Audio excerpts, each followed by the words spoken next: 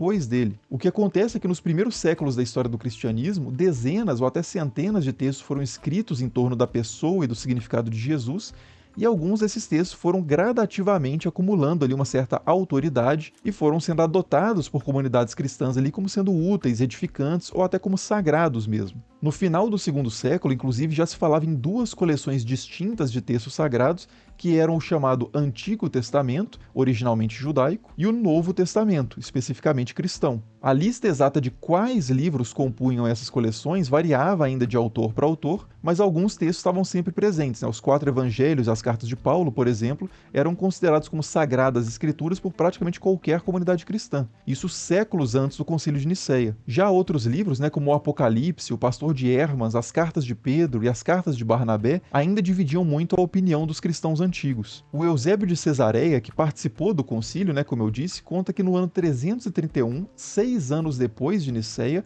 o Constantino pediu para ele produzir 50 Bíblias em grego para serem usadas nas novas igrejas de Constantinopla. E essa não era uma tarefa simples, porque isso exigia uma tomada de posição quanto a quais livros exatamente deveriam ser incluídos nesses volumes. E a gente sabe pelo próprio Eusébio de Cesareia que ainda nessa data, né, mesmo depois do Concílio de Nicéia, esse era um tema espinhoso. No livro História Eclesiástica, escrito pelo Eusébio, ele diz que, por exemplo, a segunda e a terceira carta de João, o Apocalipse de João, o Apocalipse de Pedro, o Evangelho segundo os Hebreus e a Didaqué eram livros que ainda geravam muito debate se deveriam ou não ser considerados autênticos e inspirados. E no fim das contas a gente não sabe exatamente como que o Eusébio montou essas 50 Bíblias, né, com quais livros exatamente, mas o fato é que em nenhum momento ele faz qualquer referência às definições do Concílio de Nicéia como algo que poderia orientar essa sua missão, o que indica, mais uma vez, que o Concílio de Nicéia não definiu a lista da Bíblia. Agora, outros concílios, né, não o de Nicéia, mas outros concílios, mais tarde, tentaram sim definir essa lista. Os principais foram os concílios de Cartago, que aconteceram em 397